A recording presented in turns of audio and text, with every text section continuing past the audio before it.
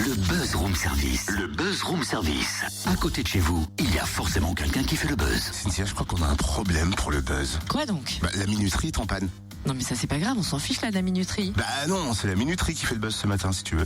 Oh non, Totem, t'es à l'heure et là tu te plantes sur la minuterie. C'est pas la minuterie, c'est la minoterie. Ah, la minoterie avec un O. Mais oui. J'ai encore compris de travers, mais au final, on est sauvés, il n'y a plus de problème alors. Si j'avais un problème avant, maintenant il n'y a plus de problème. C'est peut-être tes oreilles ou ton cerveau le problème, mais bon, ça on résoudra plus tard.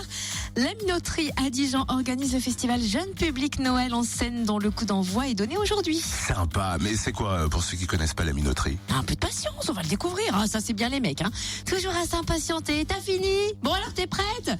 On part aujourd'hui ou demain? Bienvenue sur Radio Cliché, merci. Oui, excuse-moi, c'est un cliché fondé. Mais bon, c'est bon là. Oui, ça y est, on est prêt à partir à la minoterie à Dijon. Visite guidée avec sa responsable communication, Marie-Hélène Félix. Bonjour. Bonjour. Pouvez-vous nous présenter ce lieu atypique qu'est la minoterie? Oui, tout à fait. Alors c'est vrai que c'est un petit peu, on aime bien dire le bébé des équipements culturels de l'agglomération à Dijon, puisqu'on a à peine 3 ans d'âge. Et c'est un lieu atypique en ce sens que d'une part, il a été réhabilité dans une ancienne halle militaire. Donc c'est un lieu qui est très très grand, qui fait plus de 1800 mètres carrés. Ça ressemble plus à un grand préau d'école qu'à un théâtre classique. Et puis c'est un lieu dans lequel toute l'année, nous, on accueille des artistes qui viennent travailler à fabriquer leur spectacle. Alors, ça peut être des comédiens, des danseurs, des musiciens, des marionnettistes, des gens du cirque. Et le principe du lieu, c'est de faire rentrer des publics, et en l'occurrence des jeunes publics, parce que c'est vraiment la mission du lieu, c'est de mettre en contact des artistes avec des enfants pour permettre au public, en fait, de comprendre comment se fabrique un spectacle. Donc, c'est vraiment un petit peu l'endroit un peu atypique dans lequel entend se situer ce lieu, c'est d'être un endroit de rencontre entre des jeunes publics. Alors quand on dit jeunes publics, ça peut être des enfants à partir de 1 an, jusqu'à, sans caricaturer, jusqu'à l'adolescence. Mais on aime à dire aussi que ce sont des propositions qui sont faites pour tous. C'est-à-dire qu'en tant qu'adulte, en tant qu'accompagnant de l'enfant, on va pouvoir y trouver autant de choses que son enfant. Le festival Noël en scène débute aujourd'hui. Quel est son concept? Alors, on a plusieurs rendez-vous comme ça sur toute l'année qui permettent de faire rencontrer au public des formes de spectacles, d'ateliers, d'animations. Donc, Noël en scène, c'est notre 3e édition pour cette édition 2016. Et l'idée, c'est effectivement de pouvoir sur 4 journées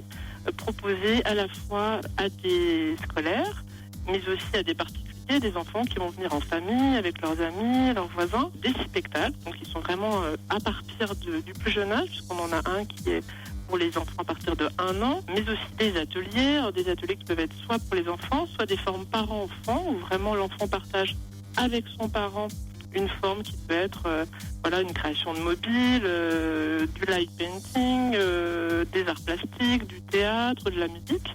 Et puis on aime aussi, comme cette halle de la minoterie est très très grande, on l'a dit, investir l'ensemble de la halle, qui ressemble donc à une sorte de grand préau, avec un ensemble d'installations, d'animations qui sont ouvertes, qui sont libres d'accès, qui sont gratuites, qui ne nécessitent pas de réservation, contrairement aux autres rendez-vous, et dans lesquels du coup les gens vont pouvoir trouver une activité, une occupation. Ils peuvent venir pour une demi-heure, pour un quart d'heure, pour 1 heure, pour toute la journée et déjeuner sur place. L'usage, on va dire, du lieu est très très libre chez nous. Il y a beaucoup de rendez-vous magiques dans ce festival. Néanmoins, je dois vous poser cette question crève-cœur. Quels sont les temps forts? Moi, j'ai envie de dire qu'il y a un temps fort qui est le temps fort de clôture, souvent. Alors, en l'occurrence, le spectacle qui va clôturer le festival, c'est toujours un spectacle qu'on pense vraiment tout public et très familial.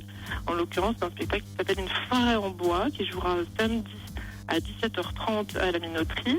Et puis peut-être quelque chose qui est un peu plus atypique et qu'on aime bien faire chez nous depuis 2-3 ans aussi, qui est un rendez-vous qui est gratuit mais sur réservation, et le principe étant de faire entendre aux enfants et à leurs parents, encore une fois, une pièce de théâtre. Donc en l'occurrence, cette fois-ci, ce sera une petite sirène, et de faire suivre cette écoute par un goûter philo qui n'est ouvert qu'aux enfants, pour leur permettre, avec une philosophie, de réfléchir et se poser des questions autour de ce qu'ils auront entendu, de manière détendue, sans trop se prendre au sérieux. Je suis détendu, moi. Merci Marie-Hélène Félix, responsable communication de la Minoterie à Dijon, qui accueille le festival Noël en scène dès aujourd'hui et jusqu'à samedi de 10h à 19h. Et vous serez notamment stupéfait par les curiosités que vous allez y rencontrer, la galerie des bizarroïdes, les cabanes à tisser, le grand mur des bestioles, le parterre aux cerfs ou encore le roi des forêts tout nu. On a l'impression d'être dans un cirque ou un parc d'attractions. Oui, quand tu dis tout ça. t'as l'impression d'être dans une forêt enchantée, c'est magique. grave. Et vous trouvez justement le programme complet qui est franchement magique sur la minoterie-jeunepublic.fr.